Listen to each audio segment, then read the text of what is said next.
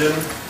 He's also the white professor at large at Cornell University here in the United States. Bassam Tibi was born in Damascus, and he descends from a centuries-old family, the Banu al-Tibi family of Damascus. And it's a notable family, and he traces his ancestry to the Prophet Muhammad. He moved to Germany in 1962 and received his education in Damascus in Islamic schools and Western-style schools before going to Europe. He completed his high school education in Syria in a French school system. His academic training in the social sciences, philosophy, and history was at the Goethe University in Frankfurt, where he received his first PhD in 1971. Among his teachers, I think most importantly and notably, are Max Horkheimer and Theodor Adorno, as well as Habermas and Irving Fletcher. Professor Tibi received his German super PhD from the University of Hamburg later on. After teaching in Frankfurt and Heidelberg universities, Dr. Tibi was appointed in 1973 as a professor for international relations. He went on to found the Center for International Affairs at Goettingen University, and he's been the director ever since. Professor Tibi has taught all over the world. I'll just very briefly, because I can speak here for 30 minutes, with all your accomplishments. He was teaching at Harvard University and has been a visiting professor in the United States, not only at Harvard, but at Princeton, Berkeley, and Ann Arbor. He taught in Turkey, Sudan, and Cameroon as well.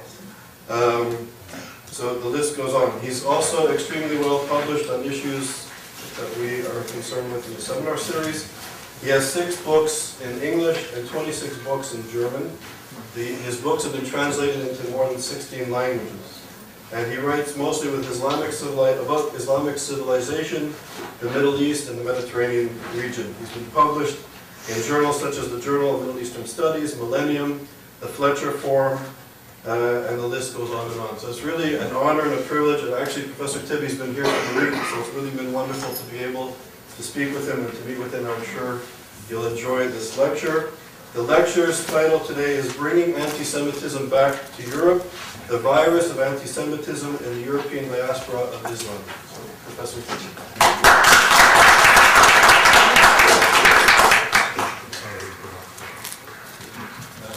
Thank you for coming. I promised Charles not to talk longer than 40 minutes in order not to bore you, and also to have enough time for the debate. It's now, shortly it's 4:30, so I'll be stopping around 10 after 5. Yeah. I'm a social scientist. But I was trained in philosophy at the Frankfurt School, so these were the first Jews I met in my life. There's a Jewish quarter in Damascus where I was born and where I grew up, but most of the Jews of Damascus left. They call it in Arabic Hayy al-Yahud, so I was there a couple of times. There's also a synagogue there, but in Damascus I did not manage to meet a Jew. That was the first time in Frankfurt. And these two giant scholars, I mean, they are considered in Europe as the philosophers of the history of the 20th century, and it was a great honor to study with them. When I came to Frankfurt, I didn't know who they are, and so I learned from them to use the terms in a very clear meaning. When you employ, this is a German philosophical tradition.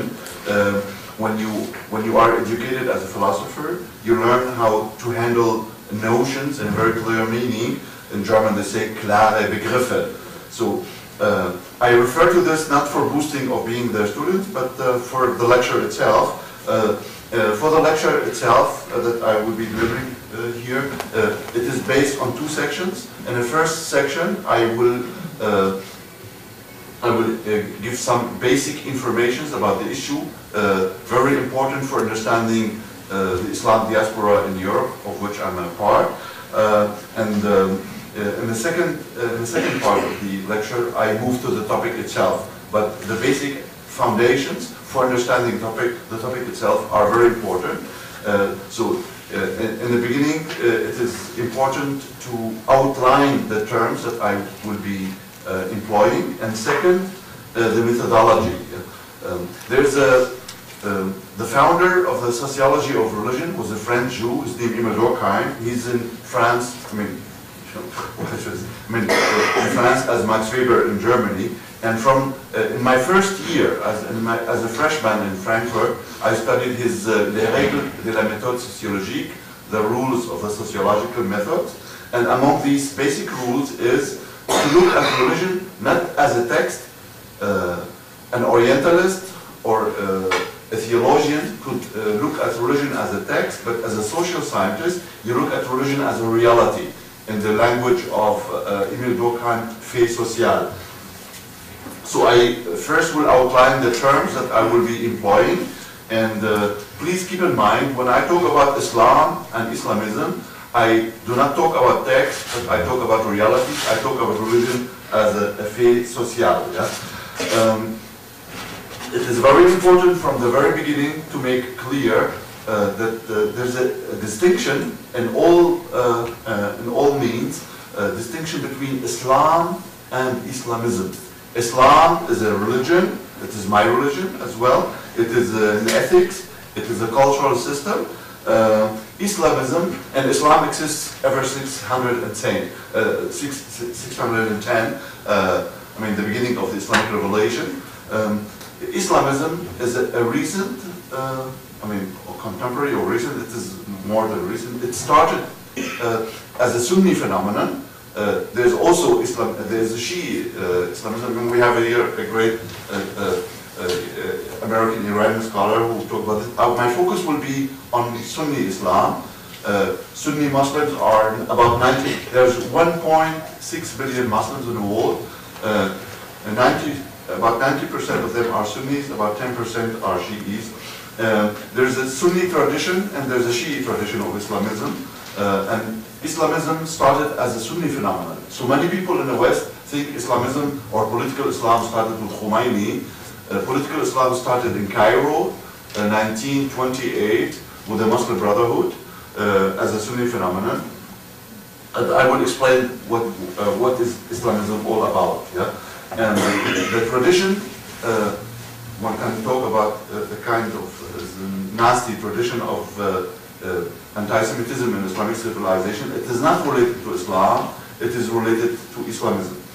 So, again, in a philosophical manner, there's the German philosopher Fichte argues, sagen Sie mir, welche Begriffe Sie haben, und ich sage Ihnen, was für Philosophen Sie sind. Tell me the notions you are employing, and I'll tell you what kind of philosopher you are.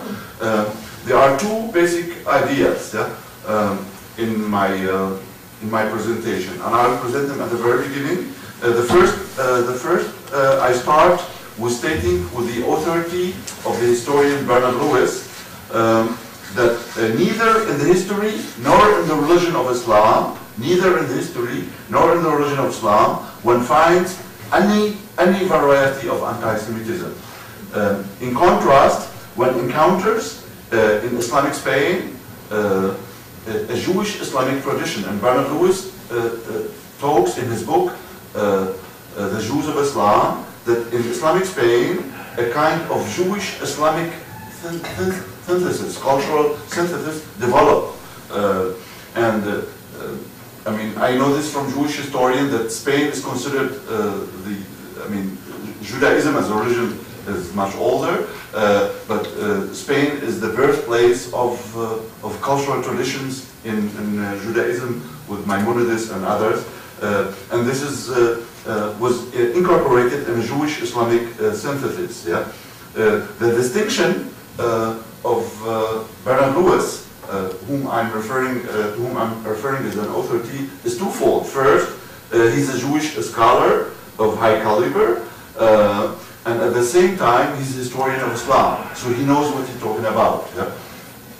So having stated that with the authority of Bernard Lewis, and with reference to his research, in particular the classic, The Jews of Islam, that in Islam, as a tradition, as a culture, as a civilization, and as a religion, one finds no anti-Semitism.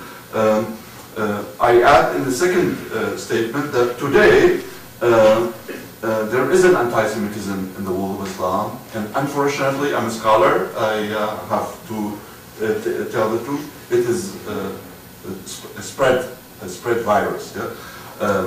So having stated that I do not engage in contradiction, I hope I do not, and I think I do not engage in interdiction when I state that the virus of anti-Semitism is widespread in the world of Islam today, particularly in the Middle East. I lived in many parts of the world of Islam. So for instance, 2005, I lived almost a year in Indonesia. There is also there anti-Semitism, but it's very, very tenuous. Yeah? In the Middle East, not only in the Arab part of it, but also in Turkey and in Iran, one faces an anti-Semitism. And in my lecture, in the title of my lecture, you will find the term back, bringing back. And the implication is that the world of Islam is not the home of anti-Semitism. The home of anti-Semitism and the origin of it is Europe, and now anti-Semitism is coming back to its home, to Europe. However, anti-Semitism at the beginning, it had no roots. It was an import from outside, but I'm sorry to tell you, it has been able to strike roots, and it is a problem now in the world of Islam. To illustrate this, 2 years ago, in the city of Basel, there was a meeting of 250 presidents of Jewish communities throughout Western Europe. And to the first time in the history of such meetings, they placed on the agenda the topic of Islamist anti-Semitism. And being a Muslim living in Europe, I am familiar with the fears of Jews in France, in Norway, in Germany. I live partly in the city of Berlin. It is a real problem in Berlin. So the fears are not only related to Nazis who are harassing Jews, and these are in the fringe of the society, but now in the Islam diaspora there is such a thing, and it is a great wrong to be silent about it. People, maybe it's not in my notes, but I tell you this: there's a center. Maybe I use this also to say something that I missed. I plan to say it. There are that I know 3 basic centers for the study anti-Semitism in the world. Two of them are in Germany. One is in Potsdam, and one is in Berlin. And this is the 3rd year, so I'm very happy to be here in one of the 3 basic centers for the study of anti-Semitism in the world.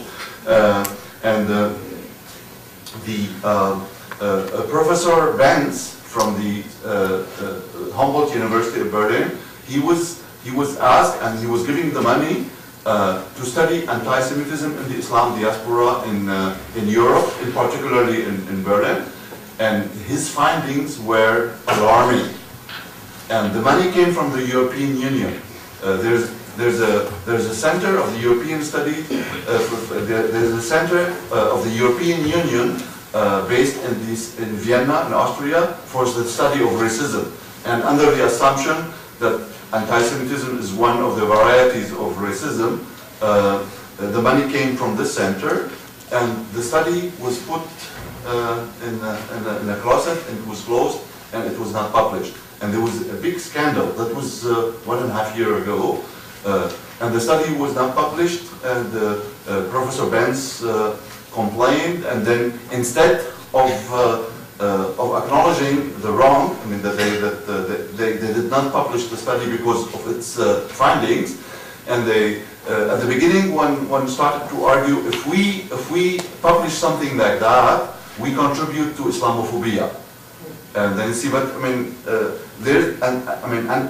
anti-Semitism is a crime against humanity, and Islamophobia is also a crime. But how can you combat one crime and be silent about the other crime? And at the end, I mean, to put the thing right, they argued there are some methodological and technical mistakes in the study, and that's why it was not published. But the reality was it was not published because it is politically incorrect to say that in the Islam diaspora in Europe, there is an unfolding anti-Semitism.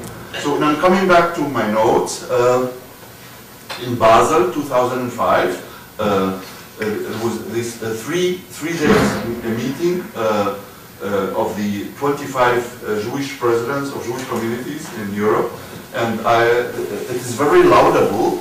They were really afraid to the bone, but they did not. And there are some Jewish scholars who work on the subject, and to ensure that these 250 presidents do not want to engage in fault lines between Islam and Judaism, they have chosen to invite a Muslim scholar to speak about the issue, to make sure that there is a need for a Jewish-Islamic alliance. And I'm very proud that I was the scholar chosen to talk about this issue. And I tried to put their mind at ease, however, without tampering with the facts, because the facts are on the ground. And they said, we need to establish a Muslim-Jewish alliance to combat both Islamophobia and anti-Semitism. But in terms of language, I need here to add a distinction that I missed at the beginning. I distinguish between Judaophobia and anti-Semitism. Both are shameful and crime against humanity, but you see, phobia refers to prejudice in terms of language. If you have a phobia against something, so you dislike it.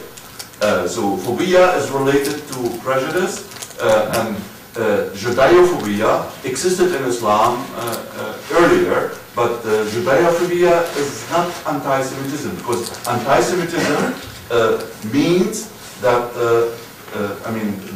it's a movement, it is a modern ideology, and anti-Semitism implies the call for not only to demonize the Jews, but also to extinguish them. And the reality of this ideology is Auschwitz. But there are people who do not like the Jews, but if you don't like the Jews, so you are Judaophobic, this is bad, but it is something different, like when you say the Jews should be extinguished, as the Nazis did. Yeah? And therefore, the equation of anti-Semitism with Islamophobia, even though I say it as a Muslim, is wrong, because there are in Europe, there's in Europe Islamophobia, but those Europeans who dislike Islam and have prejudice about Islam, they don't say 1.6 billion Muslims should be extinguished. But the anti-Semites do that. Yeah? Well, I mean, today they don't do it, but those who are committed to this is their discourse. Yeah? It is very important to for understanding what is Islamist anti-Semitism is to draw to some historic, to provide some overview, and then I will turn to the subject itself, anti-Semitism in Europe, in the Islam diaspora. Yeah? I come back to the distinction between Islam and Islamism. Islam is a religion, faith, an ethic, and Islamism is an ideology. I was among the advisors of the American Army, American Armed Forces at the Naval War College. They recruited 5 experts. The other 4 were Americans. I was the only non-Americans.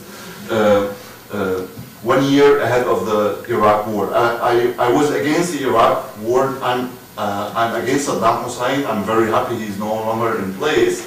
And I am one of the victims of Saddam Hussein because his intelligence tried 3 times to assassinate me between 90 and 91. So I cannot say one positive word about Saddam, so I'm happy he's gone. But when I was consulting the American Army, I advised them not to go to war, because I said the war, I mean, this will create a vacuum, and then this will give a boost to Islamism.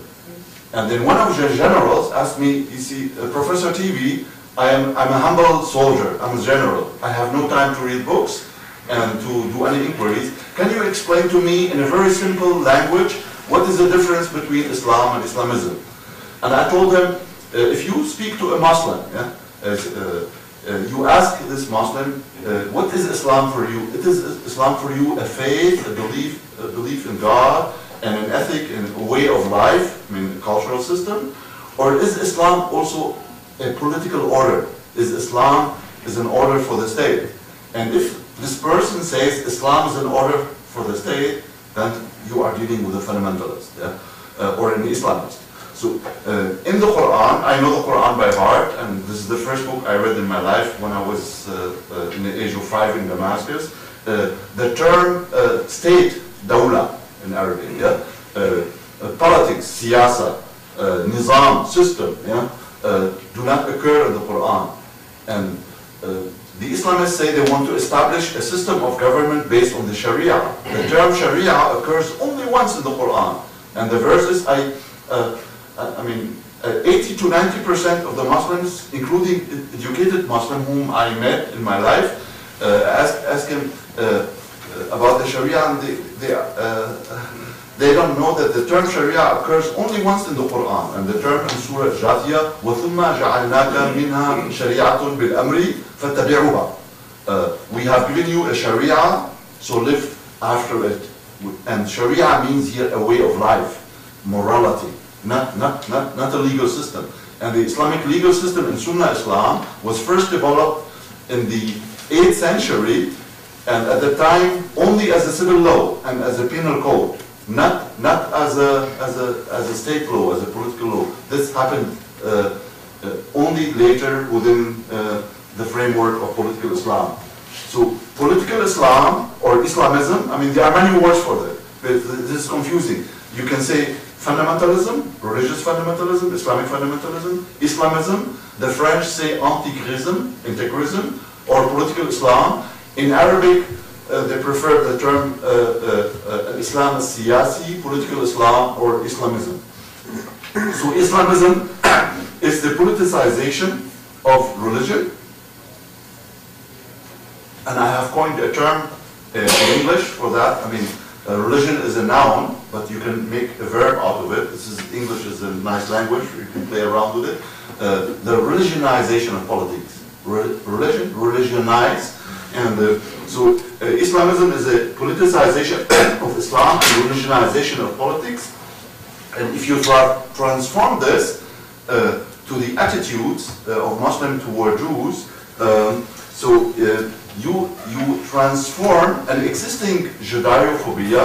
I mean, I must acknowledge Judeophobia is in place, and it is much older than the contemporary history. But Judeophobia is related. We can talk maybe during the discussion about it. Judeophobia is not anti-Semitism, and so political Islam transfers Judeophobia into anti-Semitism, and this anti-Semitism has an antecedents, and these antecedents, they are in Europe. The entry of this anti-Semitism is a modern ideology, and the idea of getting rid of the Jews, which became reality in Auschwitz, is related to modern times. Even in, well, I talk with historians. I mean, even in medieval Europe, of course. I mean, these are roots, historical roots of anti-Semitism. But a call to extinguish the Jews did not exist before modern times. Before anti-Semitism started to unfold, it predates Hitler. It started in France in the 19th century. And this thinking came to the Middle East via Muslims and Christians. There were more, in the 19th century, there were more Christian Arabs. Well, actually the beginning of Arab anti-Semitism, it was not Islamic, it was Christian. Christians who came from France, and they brought this virus with them. And it was embraced later by Muslims. And so you have in the Middle East secular anti-Semitism, At the beginning, it was within Arab nationalism, but this is not the major trait of Arab nationalism. I would say more about it. But it became authentic in the ideology of political Islam, authentic in the understanding, say this is not an import, this is a part of our thinking. Yeah? And this anti-Semitism predates the creation of Israel, because many people say this is a response to the creation of the state of Israel. And anti-Semitism in the Middle East predates also political Islam, because as I stated earlier, there existed, political Islam exists ever since, it started 1928 in Cairo.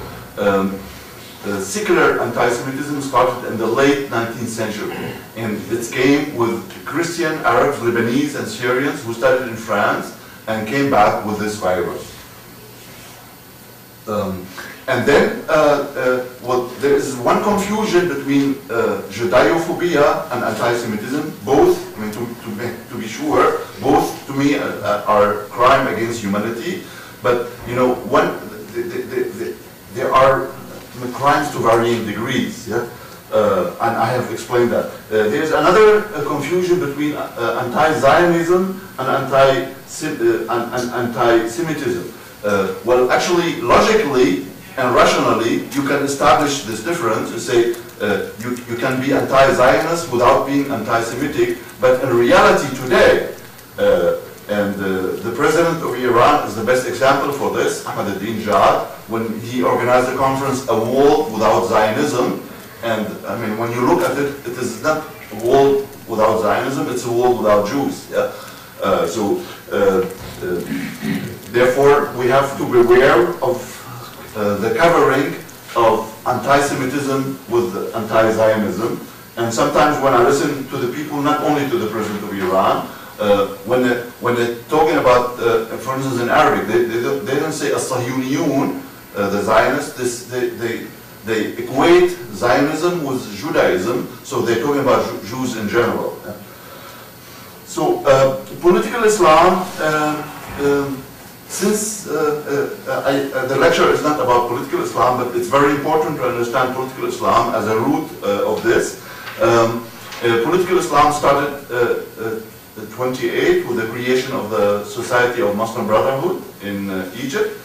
In other words, it started with Sunni Islam and only later on in Shia Islam.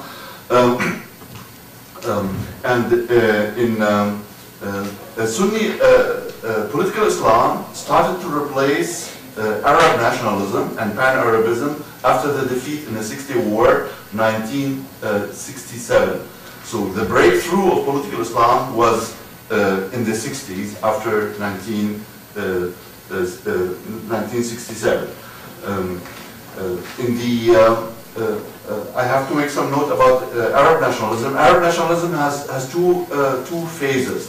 The early Arab nationalism was under impact of French thought, and you can call it a Francophile Arab nationalism, and it was relatively free of anti-Semitism, relatively. Yeah?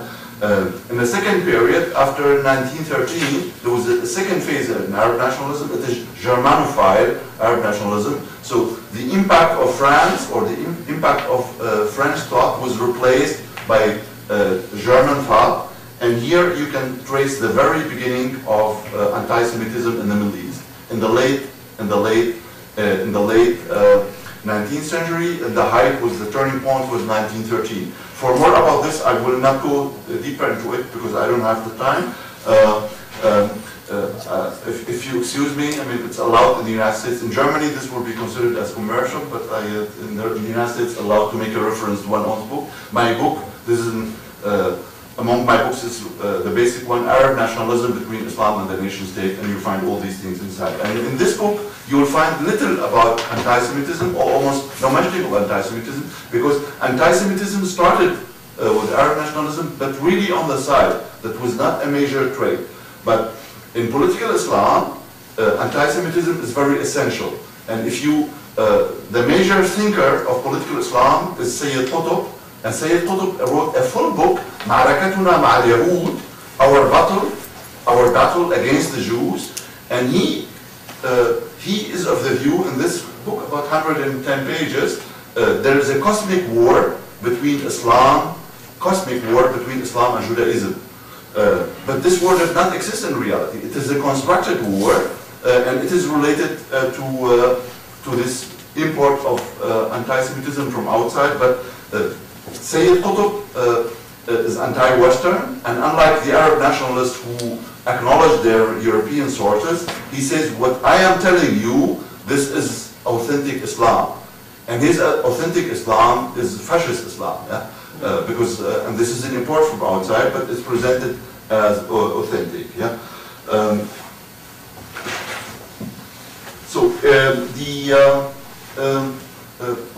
I came to Germany in 1962, and at that time there were literally few thousand Muslims living in Germany. Now we are in Germany now 4 million, and in the European Union we are 20 million. In the year 1950, there were throughout Europe, Western Europe, you have to distinguish between Europe, Western Europe, and Southeastern Europe. In Southeastern Europe, there are about 10 million ethnic Europeans who are Muslims. So this is a different community. My focus is in Western Europe, or what is today the European Union. And in the countries of the European Union, we are now 20 million. And in the year 1950, there were no European Union by then. In Western Europe by then, there were 800,000 Muslims living there, less than 1 million. So within 50 years, the number jumped from 800,000 to 20 million. To make sure here at this point, among these 20 million Muslims living in Western Europe, I can guarantee you, I mean, this is not just only to put your mind at ease, at least 90%, maybe even more, among these people, these are decent people who have nothing to do with anti-Semitism and also not with political Islam. Yeah? Having stated that, and also I add to this, in Berlin, for instance, in Berlin, there are 2 initiatives, Muslim-Jewish initiative against anti-Semitism. So you have this alliances. Alliance is always against somebody, and so there are in many places in Europe, and I know these 2 initiatives in Berlin, and I'm active also in them.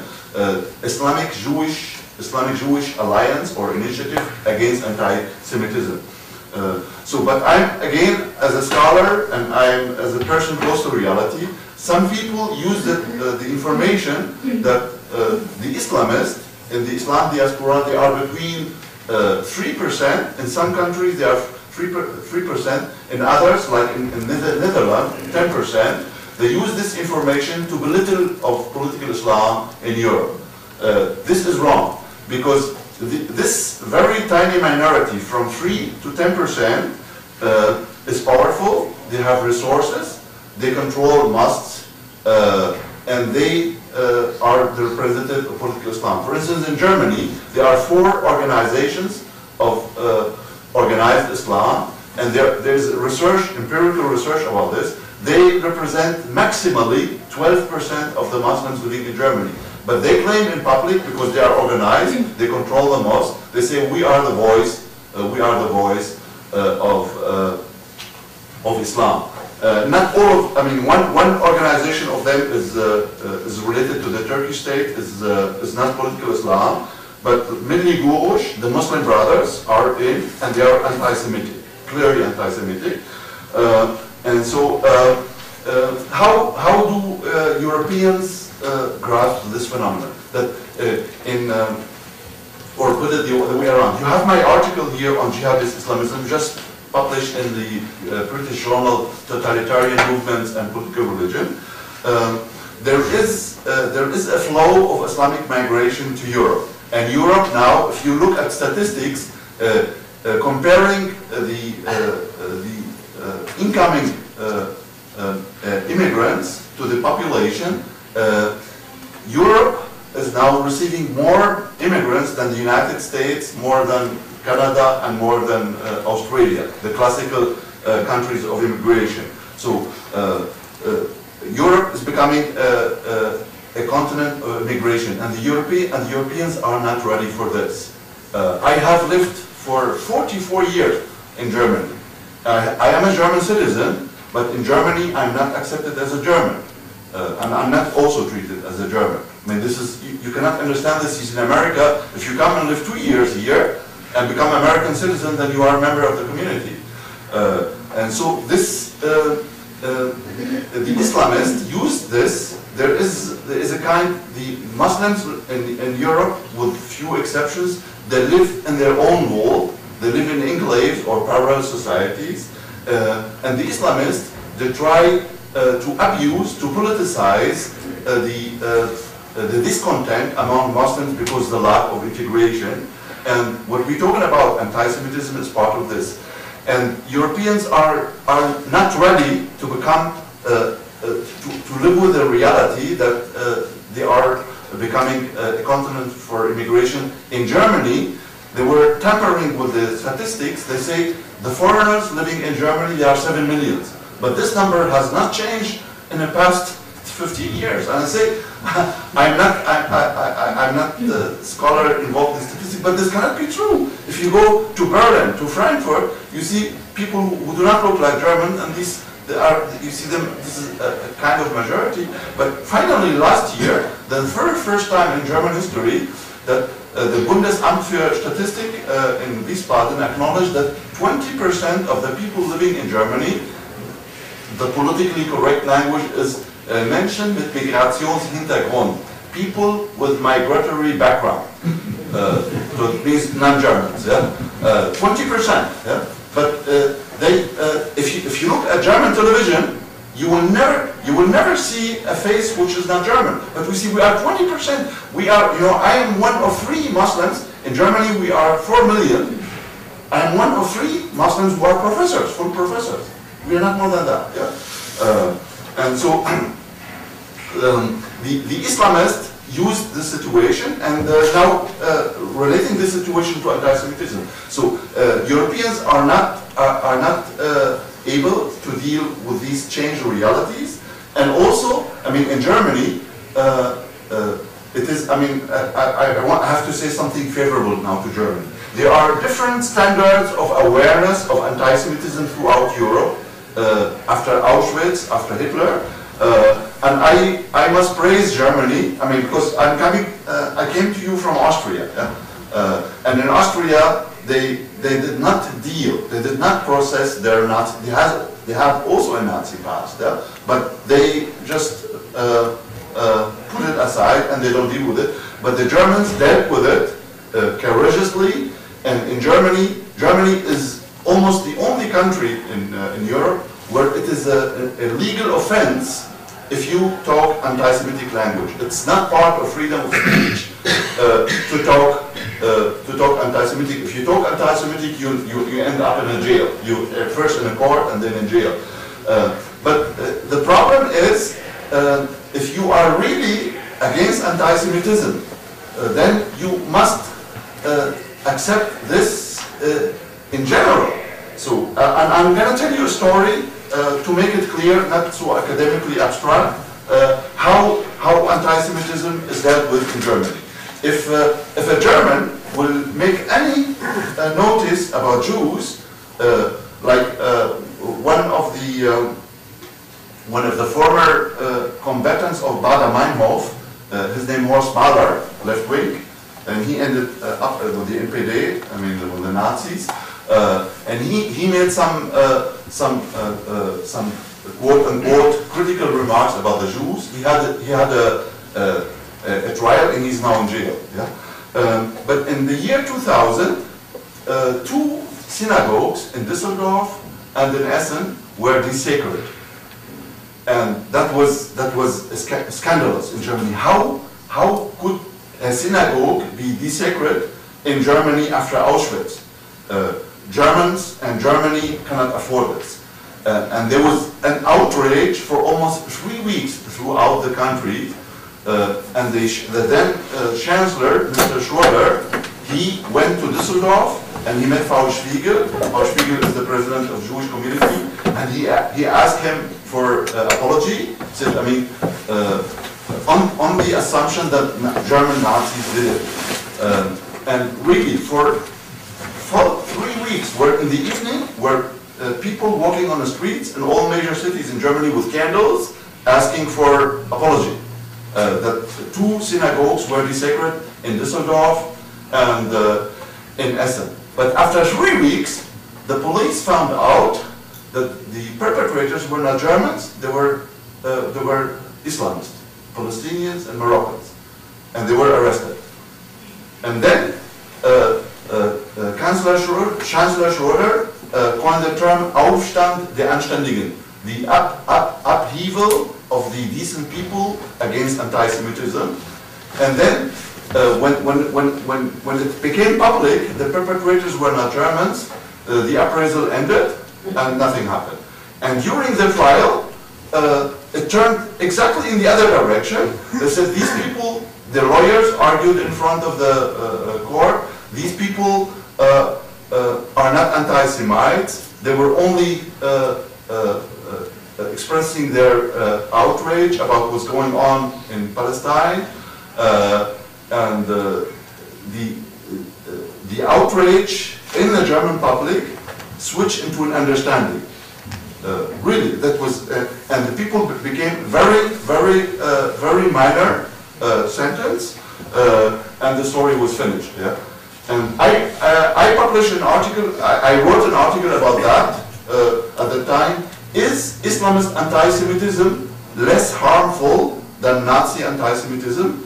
And no German newspaper was willing to. I am not only a scholar; I'm columnist in newspapers. No German newspaper was willing to publish that article until the year after, in January 2001, a gang of Islamists they catched Rabbi Rothschild in Berlin and they smashed him. I mean, he was bleeding and was brought to the hospital. And it was what, I mean, the people were arrested and said they were again Islamists doing that. And only then the daily journal Die Welt was willing to publish the article. And I'm very proud of it. It's half a page. Said Islamist, anti-Semitic Islamism is right-wing as much as Nazi right-wing is. And that was debated. This anecdote makes clear that the ideology of multiculturalism, you see, in Germany, I come from the left wing. I was one of the leaders of the student revolt in the 60s in Frankfurt. I'm a Muslim, I'm alien in Germany, I'm an immigrant, and I have nothing to do with the right wing. But if you criticize on multiculturalism, but the same in the United States, if you criticize on multiculturalism, then you are a right wing. Yeah? And I was criticizing on multiculturalism because I argue we want to live together. I mean, we are 20% of the German population is ethnically not German, and we want to live with one another in peace, and we accept the principle of diversity. I go for diversity, I would fight for it and sacrifice my life for it, as much I would sacrifice my life for my religious faith. Cultural diversity is about everything, however, with limitations. If somebody speaks anti-Semitic, I would not accept this within the framework of freedom of speech, of diversity. But in Europe, diversity means no limits. I mean, because people say, for instance, I would never, I mean, to move away from anti-Semitism, to show you, I mean, this is in other areas, if somebody commits circumcision, I mean, you have a daughter, you have a sister, and if you do this, this is a crime. This is a mutilation, actually. And they say, but this is the culture. This is the culture of the people. You cannot accept it in the name of diversity. But they say, people say, I won't do that to my female relatives. But if an Arab or an African did it, I have to accept it. It is their culture. This is respect for their culture. I do not respect that. So crimes against humanity have no religion, have no culture, and anti-Semitism belongs to this category. So you cannot say if anti-Semitism is done by Germans, then it is a legal offense. But if it's done by non-Germans, then you have to accept that this is only outrage about blah blah blah. Yeah. The problem is in here. I still have 3 to 4 minutes. Just come to my conclusions. Not just to stop like this. It is important when we're talking about Islamic migration to Europe to make 2 differentiations. First, a historical distinction. After the Second World War, there was an Islamic community in Western Europe of about 800,000, less than 1 million. They were basically in France and in Great Britain, and this is part of the colonial legacy. Germany, Scandinavia, and other parts of Europe, there were individual Muslims. As I told you, I came in October '62 to Germany, and I was among a few exotic Muslims just walking around. Yeah?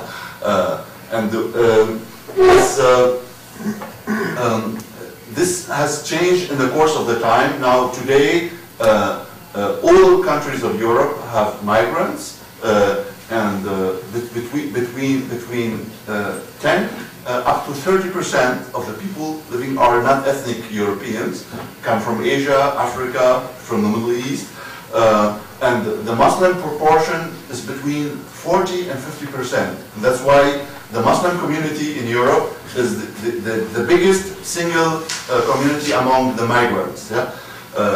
The second thing is, and I have stated it, and I have to repeat it, the majority of Muslims living in Europe are decent people, and they come to Europe for a better life. Yeah? I think it would be a great mistake of one accuses the Muslim community as a whole of jihadism, because this happens since 9/11, of jihadism, of anti-Semitism. It is a minority within the community, but to refer to the argument of minority is not only to protect the majority from accusations, it should be also added, one should add to it the fact that it is a very active minority, is a dangerous minority, is powerful minority, is organized minority, rich of resources, and the worst thing is they control most of the mosques throughout Europe. And that's why we need a counter strategy, and this counter strategy has to be educational. And I am the founder of European Islam. I established a concept of European Islam 1992 in France, in Paris, and I get support from there. I get support also from the Dutch government, partly earlier from the Swedish government. And you see, we have to keep young Muslims, boys and girls born in Europe, out of the impact of these people. Keep them out of the education in the mosque, and try to screen the mosque, and also to make sure that speech of hatred in mosques should not be allowed within the freedom of speech. In England, Blair, whom I don't like because his advisor is an Islamist, but he tried to enforce a legislation in the parliament to outlaw hatred speech, and his party, the majority of people in the party did not support him, so that was not successful. So I mean, hatred speech and anti-Semitism is part of it, is allowed within the freedom of speech, not in Germany. Yeah? And here Germany is better off than Great Britain. Yeah? Let me now come to my conclusion. It is very important here maybe there is a Europe at the moment, there is a fight for the soul, for the hearts and soul of the migrants. Yeah?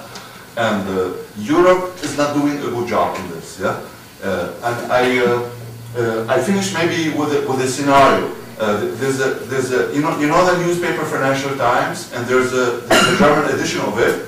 And last year they published a scenario of what's going to happen in Germany in the next 10 years. So how will German university look in the next 10 years? How the German economy will look in the next 10 years? how German democracy will look in the 10 years. And they took for each of these areas an expert. And as an expert on Islam, not only because I'm a Muslim, but as a scholar working in Islam, I was asked, how would the Islamic diaspora in Germany look in 10 years? And I wrote a piece, and it was rephrased. I mean, to introduce the scenario not in my own phrasing, but in a phrasing of the editorial board of the newspaper. And it was published under the title "Junge Muslime werden sich an Deutschland rächen." Yeah? Young Muslims will revenge on Germany in 1 year. They said, and that what happened in France a year ago, the riots in the what you call the banlieue de l'Islam in English, the suburb of Islam.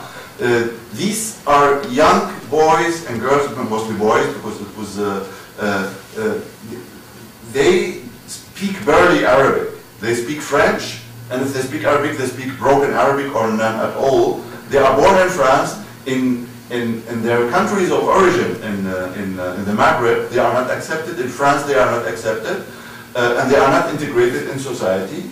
And they are susceptible to the propaganda of political Islam, including anti-Semitism.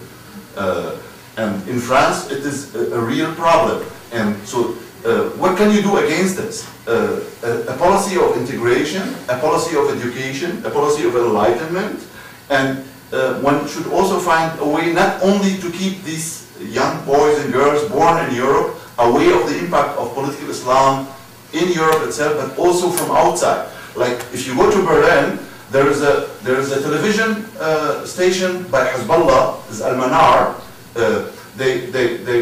If you look at it, and I look at it, it's 30 to 40% what they broadcast is anti-Semitism. Yeah? So this is their major subject, and this Al-Manar television is seen by many Muslims in Berlin. I mean, I see it and elsewhere. But here, what can you do about this? Yeah, I think here there's a war of propaganda, and there's a lack of integration. There's identity politics. What does Europe and the Europe response? They say we have learned from Auschwitz, and the lesson of Auschwitz: we are now multiculturalist. We are open to all, including. I mean, I add to it. You are open also to Islamist anti-Semitism. This you have not learned from Auschwitz. One of my friends and colleagues in Germany, Professor Wolfson, Michael Wolfson, we fight together. He fights on the Jewish side, I fight on the Islamic side. Say Germans did not learn from their past, and I think this can be extended also to all Germans, because they have. Europe has no strategy to deal with Islamist anti-Semitism and other undemocratic ideologies entering Europe in the name of multiculturalism. Thank you very much for listening.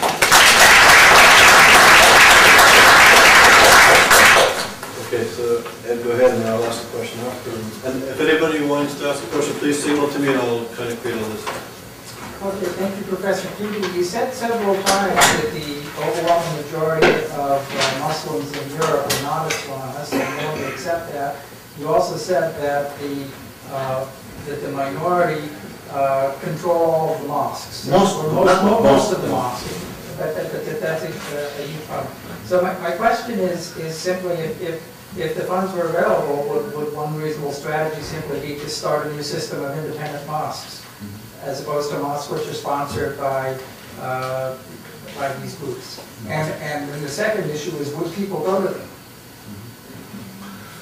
There is one experience in France. It's the only experience. Now the Dutch are trying to emulate with this experience. In France, when you establish a mosque, you have to get the permission of the state. Yeah? It is not. People say the French are secular fundamentalists. This is nonsense. Yeah? But because in France, there's the principle of laïcité, the separation of religion and politics, and the appointment of an imam has to be approved by the state in France. And so in the established mosque in Lyon, in Marseille, in Paris, the imams are Democrats. I mean, I know some of them, and they are, you can be Democrat for the gallery, yeah? But these are really full-hearted Democrats. And there is an organization of organized Islam in France. They call it Conseil du culte musulman, Conseil français du culte musulman. It is free of anti-Semitism. It is free of Islamism. And I recommend this in Germany, say, but this is an infringement of the freedom of religion and the freedom of speech, and so the states in Germany, but also in the UK, keeps out of this business. They say mosques are the business of civil society, and the state is not allowed to run in. I'm not suggesting that the government do this. Civil society. I'm wondering why is it inside the Muslim community they don't do it themselves. In other words, if it's really true that the overwhelming majority of citizens reject Islamism, but yet most of the mosques are controlled by Islamists, then why not start your own system of mosques? It doesn't have to be the government which pays for it. They could perhaps help with the grant, but... Well, you see, I'm in a country here in the United States where civil society is very important. I am with you. I'm against, the state intervening. This is not my model. Right. I'm with you.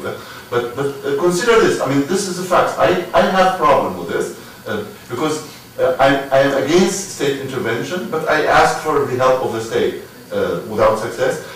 The situation is like this. In Germany, you see, in Germany, I would say 90% of the Muslims living in Germany, they are not Islamists. Yeah? But these are individuals, and they are not organized. And so this is, you see, amorphous mass, powerless. They cannot do anything. And the 10%, they have the mosques, they have the organization, they have the money, they have the infrastructure, and I fight against them. And you know what they say about me? You see, I can document this with all kinds of legal and scholarly documents. My family, Banu Tibi, descends from the Prophet, so I'm 100% Muslim, and this can be traced back throughout the centuries. And ethnically, I'm 100% ethnically Arab. Yeah, 100% Sunni Arab. Yeah. But my reputation in Germany, I'm a Jew, I'm a hidden Jew, and I have been brought by world Judaism. This is part of anti-Semitic ideology is thinking of conspiracy. So world Judaism introduced me to Germany and to undermine Islam within. And you see, I am one of 3 Muslim professors who are full professors in Germany. They say, how could he become a full professor if not the Jews are behind him? Yeah? And the Jews in Germany are not powerful, right? But you see, this is, you see, these 90%, this is the problem. So what can we do? The 90% cannot do anything. In France, the state support my friend is the grand imam of the Grand Mosque in Paris. His name is Dalil Boubacar, and we are 100% the same. But I am in Germany nobody. He is such an important man. Mr. Chirac receives him and treats him like a state man. And the Prime Minister of France goes to the mosque and pays official visit there. They get funds. They are supported. There is another one, the Grand Mufti of Marseille. His name is Sheikh. Yeah, it's the same. But you see, so my dilemma is I do not like. I like civil society. I am, by the way, I'm also a founding member of the Arab Organization of Human Rights. So it's not only a lip service to civil society. I believe in civil society, and I'm against etatism. But in this situation, people in France get the support of the state. Now in the Netherlands, the same is happening. Like they are training imams and saying we do not want to import imams from outside. We train imams in a democratic European mindset, and this is the way. And I think we have here to find a balance between organized civil society. For instance, the Christian churches do not support me and do not support European Muslims. The first question they ask me, who is behind you? Who is your constituency? He said, my reason is my power. He said, what can I do with your reason? I would say, the Minister of Internal Affairs in Germany said, you must understand, I'm a politician. I deal only with people with constituency. You have no constituency, so I cannot deal with you. But the people of Milli-Gorosh, this is right-wing, extremist right-wing, fascist, Islamist, they have 50% of the Turkish mosques in their control. They talk to them, they invite them. This is the situation. Yeah? So it's hopeless. Yeah? I would like to ask you a question. You make a distinction between Judeophobia and anti-Semitism. So I understand you're saying that anti-Semitism is a 19th century European invention, and that there's, say, prejudice against Jews historically within Islam. You would call Judeophobia. So how useful is the distinction? So I'm thinking of Islamic forms of hatred of Jews in terms of writings that Jews are the descendants of monkeys and pigs, that the Quran speaks about the ethnic cleansing, if you will, of Jews from Saudi Arabia historically during the times of the Prophet. How important is this distinction given the resurgence of who we agree is anti-Semitism? Is there sort of certainly among Islamicists and others, is there a taking up Judeophobia or hatred against Jews that was in Islamic societies historically and is now becoming a part of anti-Semitism? Is this distinction important?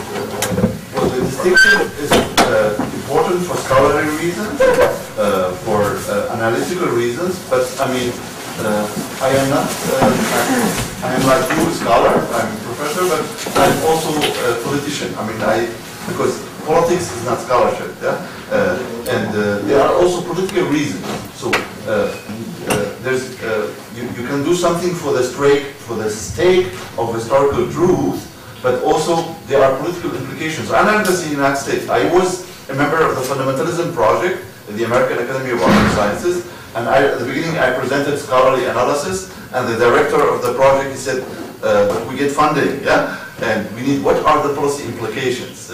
See, in Germany, I didn't learn that, I learned it here in the United States. So there are policy implications for this distinction. Islamists quote, there are, in the Quran, there are phrases, some phrases which are favorable to the Jews, others are not. Yeah? And the Islamists, they quote the Quran selectively, and when they present their anti-Semitism, they say it is in the Quran, yeah? And they quote the Quran selectively. And I told you I know the Quran almost by heart. Well, I'm not so completely, but when I was younger, it was by heart. But I keep studying it as a Muslim, but also as a scholar. And there is no such thing.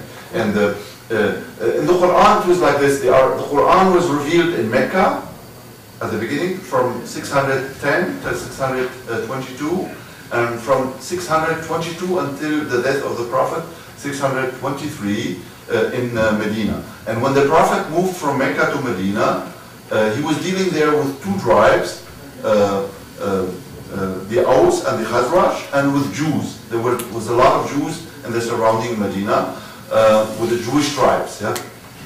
And those of you who know Jewish theology very well and look at Islamic theology, you will find so many resemblances. Theologically, there's much more resemblance, or all the resemblance between Judaism and Islam than with Christianity, because both religions are very close to one another. Yeah? Like when you study halakha and sharia, you find, and among other things. Yeah? So the Prophet at that time, he was convinced that the first allies will be the Jews, and the Jews will convert to Islam and will be his primary allies. This did not take place, and he was highly disappointed. And so there's a biography of the Prophet written by a French scholar. He was in his time life, Maxime Robinson, a French of Russian Jewish origin. This is the best biography about the Prophet. The name is Muhammad. It exists in English, and I recommend it to you. And his interpretation is the Quran has two sections, I mean, the Meccan part, which is very general, and the Medinense part, what was revealed in Medina, which was, he states, quote unquote, it's a chronicle of events at that time. Yeah? So when the Prophet was in good terms with the Jews, the statements about the Jews were favorable. When he was in conflict with them, and at times they fought against one another, then the description of the Jews is not favorable. But the way I told you earlier, you know, this quote, that the Jews are monkeys, it does not exist in the Quran. I can assure you this as a student of the Quran, it does not exist. But they are unfavorable, and these unfavorable are you can call it Judeo-phobic, just the prejudice, or not favorable. Maybe it's better not favorable, just not, but they are not anti-Semitic. Yeah? And the anti-Semitic reading in these phrases is something which really alien to Islam. And I refer again to the authority of Bernard Lewis. Bernard Lewis is the best historian. I'm not the only one who says that. Bernard Lewis of Princeton, he's now 86 years old. Yeah? He's the best historian who's still alive on Islam. There's no one who could compete with him. And he says in his book, The Jews of Islam, there is no anti-Semitism in Islam, neither in the text nor in the tradition. And this, it started in the late 19th century by Arab Christians. And therefore, I mean, this is not only an academic knowledge, it is also a knowledge for dealing. When I talk to Islamists and they present Quranic verses, I must be in a position to refute them on Islamic grounds, because it is very important. They say, you are coming from outside, and referring, this is our, no, I refute your statements on Islamic ground, and therefore this distinction is very important. And to make Judeo-phobic statements in the Quran related to events, in order to deny these statements general meaning. This is bad, the distinction. It's not only analytical distinction. May I ask you? Sorry, excuse me, behind you. Sorry. Well, the subject has recycled so much. I don't know how precisely I to make it at this point, but the problem I was having with what I did enjoy in your remarks was the distinction between the politicized version of Islam and the cultural religious version of Islam. When you yourself acknowledge that in order for you to have any effective impact on Muslims, you have to politicize. So in other words, instead of distinguishing between the politicized negative Islamism and a apolitical, scholarly, decent Islamic population, I think you have to accept the reality that everything is political, and the solution has to be politics versus politics, a politicized Islam that is clear of destructive aspects. Because, so that's the first issue, is an agenda. Instead of relying on Germans or Russians or French or anybody to solve this problem, it goes back to that gentleman's comment, it's an Islamic issue. It's within Islam. Who controls the Islamic culture, the Islamic context? Just suburbs that are not integrating them? There's something in the faith, there's something in the culture that you're not addressing. And it goes back to the issue years ago when ecumenicism came about, many years ago. And I would go to conferences, and there would be a Catholic priest. What's the question? The question is,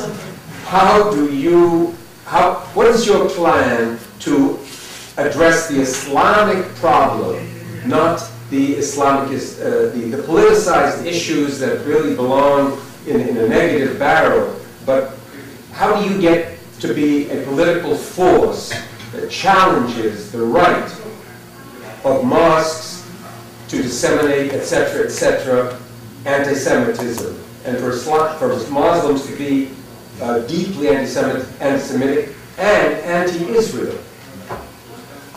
Probably you will wonder, but I'm fully in agreement with you, and I will give you an evidence for this. Yeah? I'm an expert on Turkey. I mean, by origin, I'm Syrian. I'm from Damascus. But in the past 20 years, I was working on Turkey. I was professor in Ankara and Istanbul many times, and I publish in newspaper in Turkish. And so I'm accepted in Turkey because my grandfather was a general in the Ottoman army, yeah, Osmanli Pasha. And I am a secularist, and my friends in Turkey are the Kemalists, not the Islamists. And by the way, the Islamists are now ruling Turkey, the AKP party. Yeah? And my problem, when I got my first visiting professorship, 94 in Ankara, I gave my first lecture, and then the president of the university and the other Kemalists, they took me for dinner, and they said, Bassam, we think you are seculars like we are, and that's why we have invited you. But you speak of Islam, and are you fundamentalist? Did you change your mind? And I said, you didn't listen well to me. Yeah, as you said, you cannot do without Islam. Yeah, you know, they are pure secularists. Pure secularists that take religion away, fully away, and this doesn't work. Because if you want to appeal, if you want to talk to the people, like we know, I'm a human rights activist. When I talk to Muslims, I do not quote John Locke. I quote the Quran, in my understanding, to support what John Locke says. Yeah? And then people listen to me. But if I quote John Locke, nobody would listen to me. Yeah? And so I told the Kemalist, that was 94, if you do not embrace Islam in a political concept, you will lose. Because the Islamists are on the march. And my prediction is now reality. The Islamists rule Turkey since 4 years. The AKP party, they have 2/3 of the seats of the parliament. Yeah? Erdogan is 100% Islamist. Yeah? So my solution is, you know, is not to separate Islam from politics 100% in a secular dogmatic understanding. That wouldn't work. Then you can be as an intellectual lecturing at Yale with no impact. Yeah? You need to relate Islam to a concept without becoming an Islamist. And therefore, I distinguish between Islam as a political order, and this does not exist in the Quran. This is a reading of Islamists in the Quran. And when I talk to them, for instance, the Islamists, they say, in Turkish they say din devlet, in Arabic din wa dawla, they say Islam is based on the unity of state and religion. And I say, where do you have this from? They say, in the Quran. I say, can you quote? They cannot. And I say, if you look at the Quran, the term dawla, state, does not occur one single time. See, so I accept Islam as a political ethics. Distinction between Islam as a political ethics and Islam as a political order. Islam as a political order is totalitarian. And if you read my article, I hope you got one copy of the article here, this is an interpretation of Islam which leads to Islamism, and this is not the not authentic Islam, but it is appealing. And then you have a competition between two concepts of Islam, and therefore, especially even in Europe, in the diaspora, in an age of identity politics, you know, Muslim youngsters, they do not pray, they do not go to the mosque, but they need identity because European societies do not give them identity. Here in America, if you live, maybe after a while, America gives identity. Like when I'm talking in Germany, look, the ambassador, American ambassador in Baghdad is a Muslim, and he's now moving to New York. He will become American ambassador in the United Nations. Khalil Zadeh is a Muslim, born Afghani. There's no such thing in Europe. Yeah? We are kept out. Yeah? And then people say, how do you defend these Europeans? They are doing all these harms to us, and you defend them. So, I mean, in short, if you argue without Islam, you are a loser. So you are right. And therefore, I developed a concept, I have developed a concept of European Islam, a reform Islam. Islam without jihad, without Sharia, Islam based on Islamic morality, and put it in line with constitutional values of European societies. And this advice has been listened to in the Netherlands, in France, and it has some reality there, but not in Germany, not in Scandinavia, not in Austria, not in Italy. Okay, so we're on to the gentleman there.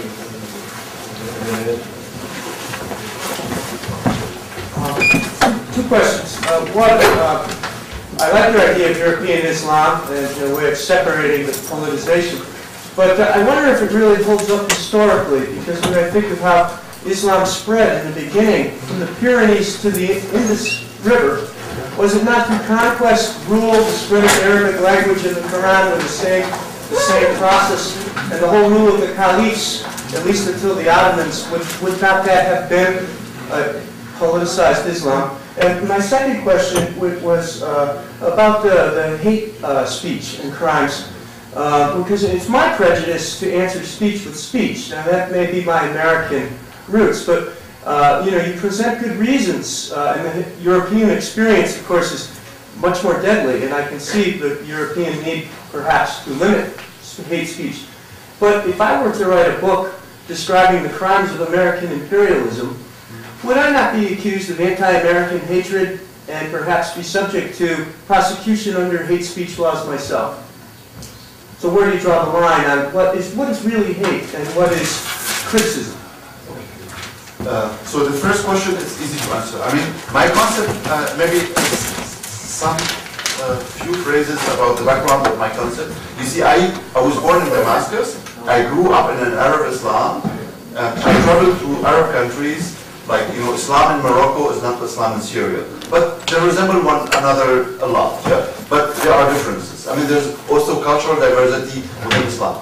The first time in my life that I lived in a non-Arab Islamic country, that was in Senegal, 1982. I was there with two American friends. I mean, they were a couple, Afro-Americans.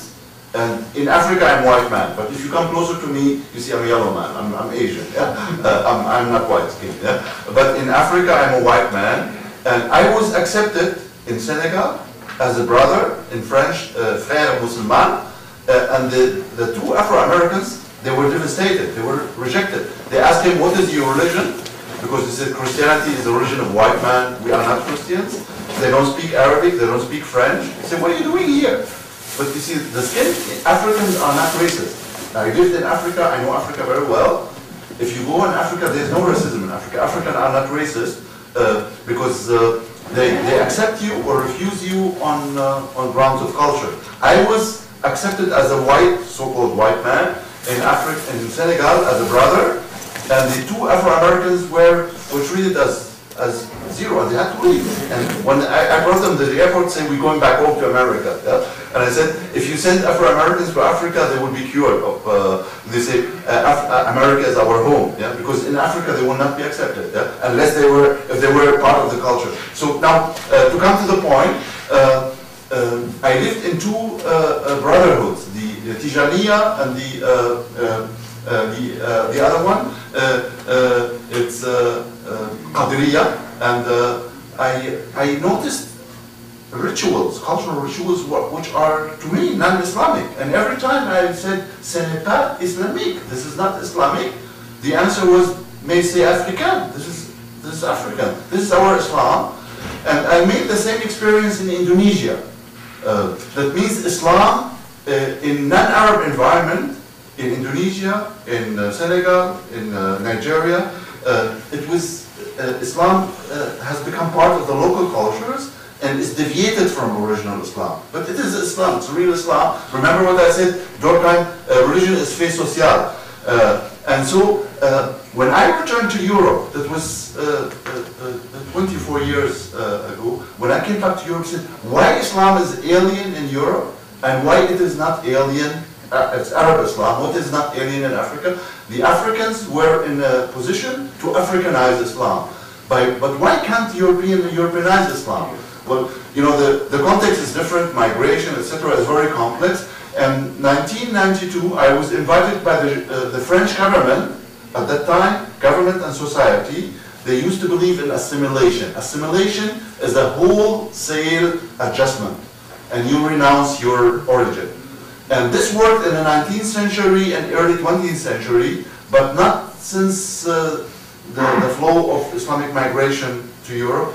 And so the French abandoned, around 1990, abandoned the concept of assimilation, and adopted the concept of integration. And integration is restricted to civic values, the values of the French Constitution. You can do at home what you want, you can have Islamic identity, but in public life, you accept laïcité. Laïcité, separation between religion and politics, and citoyenneté, citizenship, as you are first a member of the French polity, and then by religion and Muslim.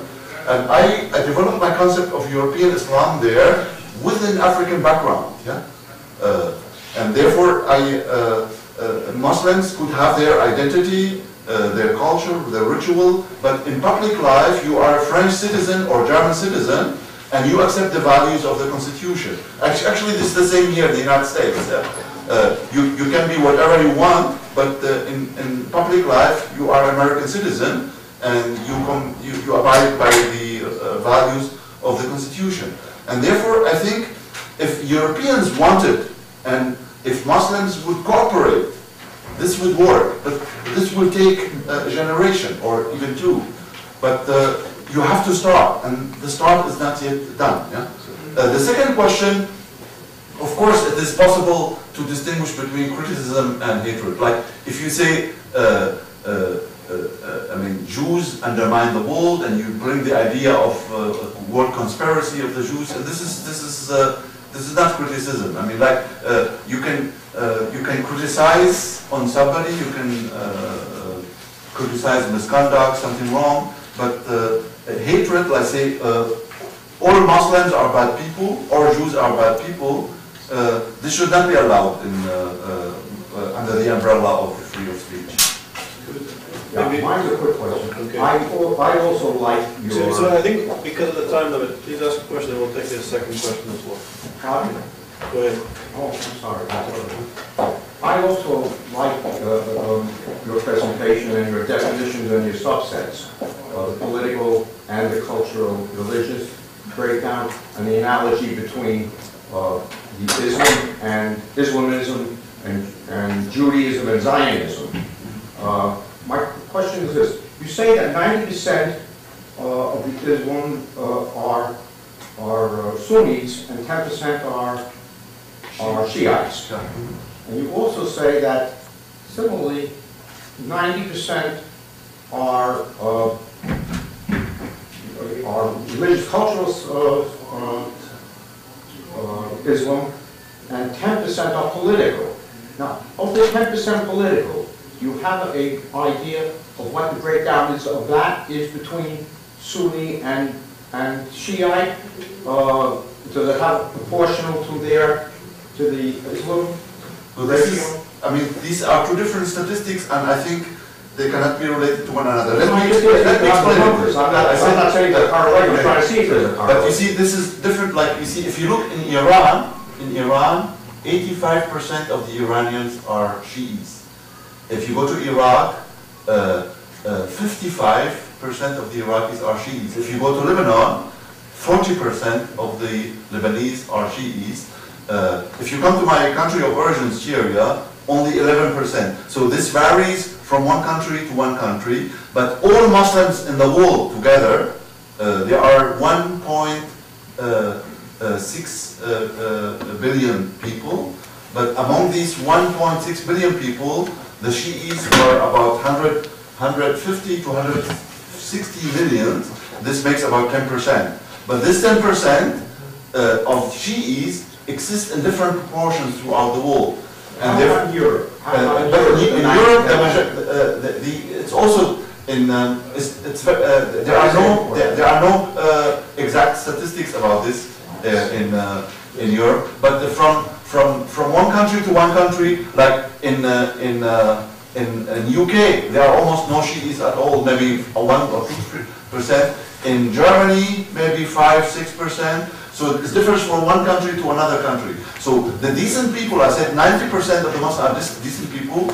These decent people include Shiites and Sunnis as well. So this is as a decency is not related to Sunnah or Shia Islam. I'm a Sunni Muslim, but you see, there are tensions between Sunni and Shiis, and I keep this out, yeah, because, you know, some Sunnis don't like the Shiis, Shiis don't like the Sunnis. I do not subscribe to this. Let's take a question here. I'm not sure this is a question that has a short answer, but with the hope that there can, and it's apparent need that there can be some change in the mosques. I'm very interested in knowing what kind of organization the mosque has, how this extreme group got power in so many mosques. This is the problem. I mean, this is a very good question, and this, believe me, because I consult politicians in Europe, and it is very, I mean, these politicians are intelligent people, but they are European, they're very Eurocentric. And that's why the problem is not intelligence, it's a view of the world. It is very difficult. I have not been successful. Like the President Minister